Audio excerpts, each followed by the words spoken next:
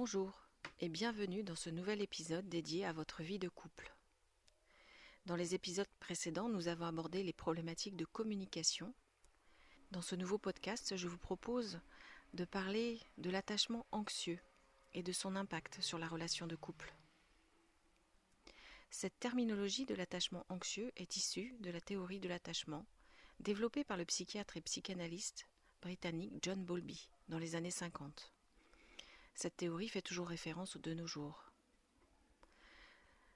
Cet attachement anxieux, c'est un sujet qui touche beaucoup d'entre nous, même si nous n'osons pas toujours en parler. On pourrait l'appeler en sous-titre le roller coaster émotionnel. Si la pensée d'un message non répondu vous donne un coup de froid, si vous avez besoin de réassurance constante dans vos relations, ou si vous vous retrouvez souvent dans des dynamiques de poursuite avec votre partenaire, alors cet épisode est pour vous. Aujourd'hui, nous allons explorer l'attachement anxieux, d'où il vient et surtout comment il influence vos relations amoureuses. Loin d'être un défaut, l'attachement anxieux est une stratégie de survie émotionnelle. Comprendre cela est le premier pas vers des relations plus apaisées et sécurisantes. Essayons de comprendre ce qu'est l'attachement anxieux. Dans cette théorie, John Bowlby nous explique que notre style d'attachement se définit par la manière dont nous interagissons dans nos relations intimes. Dans le cas de l'attachement anxieux, il se caractérise par une peur profonde et constante de l'abandon ou du rejet. La personne anxieuse est en mode hyperactivation. C'est une hypersensibilité à la distance. C'est comme une alarme interne qui sonne au moindre signe de distance perçue, aussi infime soit-il. La personne anxieuse a tendance à fusionner rapidement avec son partenaire, car la proximité est vécue comme le seul moyen de se sentir en sécurité. Quelles sont les racines de cette anxiété ? Quelles sont les racines de cette hypersensibilité ? L'attachement anxieux prend souvent racine dans l'enfance. Il se développe généralement face à des figures d'attachement dont les réponses étaient imprévisibles. Imaginez un enfant qui reçoit de l'amour et de l'attention de manière inconsistante.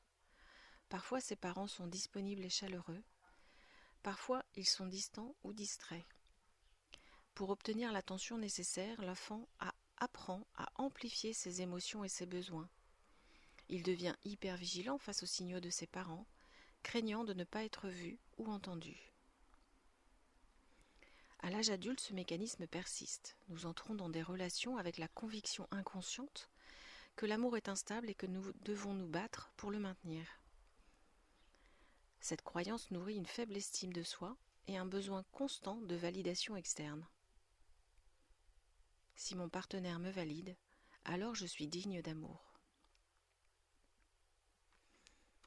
Voyons un peu comment ces dynamiques de poursuiveurs se mettent en place. Cela peut se manifester de plusieurs façons et souvent par ce qu'on appelle les comportements de protestation. Lorsque la personne anxieuse perçoit de la distance, elle peut réagir par le besoin constant de réassurance. Est-ce que tu m'aimes toujours ? Où es-tu ? Avec qui es-tu ? La jalousie et la surinterprétation.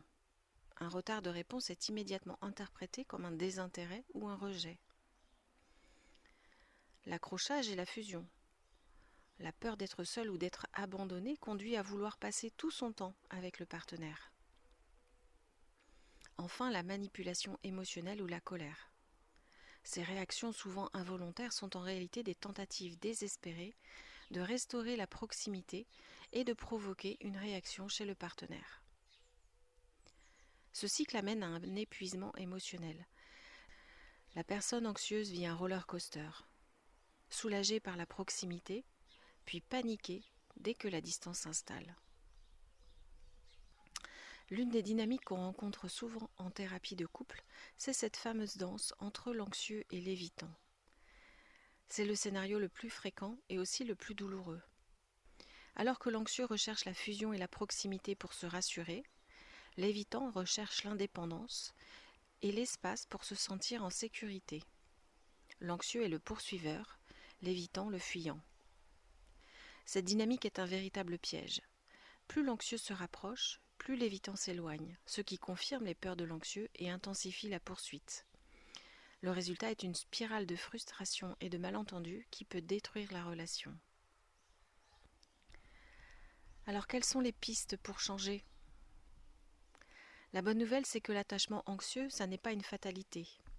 Il est tout à fait possible de reprogrammer notre système d'attachement vers plus de sécurité. Cela demande du travail, mais c'est un chemin libérateur. Voici quelques pistes pour amorcer ce changement. En premier lieu, cultiver l'autoconscience. La première étape est de reconnaître ses propres déclencheurs.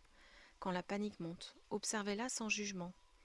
Identifiez les moments où l'alarme interne se déclenche et pourquoi. Ensuite, apprenez l'auto-apaisement. La sécurité interne est la clé. Développez des techniques pour calmer votre système nerveux sans dépendre de votre partenaire. Respiration, méditation, activité physique. Apprenez à vous rassurer vous-même. Et puis enfin, communiquez vos besoins de manière saine. Au lieu de réagir par la colère ou le reproche lorsque vous vous sentez menacé, et apprenez à exprimer vos besoins. Dites clairement « J'ai besoin de me sentir plus connecté en ce moment », plutôt que de dire « Tu ne m'écoutes jamais ». Enfin, si ces outils ou ces tips sont difficiles pour vous à mettre en place de façon autonome, considérez que la thérapie peut vous y aider. Un professionnel est là et va vous aider à comprendre vos schémas d'attachement et à travailler sur les blessures émotionnelles de l'enfance. Et puis, dernier conseil quand même, essayez de choisir des partenaires sécurisants. C'est tout simple comme conseil, mais une relation avec une personne qui a un style d'attachement sécure peut être incroyablement réparatrice. En résumé, l'attachement anxieux est une blessure, ça n'est pas une identité. Comprendre pourquoi nous réagissons de cette manière est le premier pas vers une transformation. En développant votre sécurité interne et en changeant la manière dont vous interagissez avec vos partenaires, vous pouvez briser le cycle de l'anxiété et construire des relations intimes basées sur la confiance et l'équilibre, plutôt que sur la peur. Je suis Virginie Dion, thérapeute de couple. Merci de m'avoir écouté, prenez soin de vous et à très bientôt.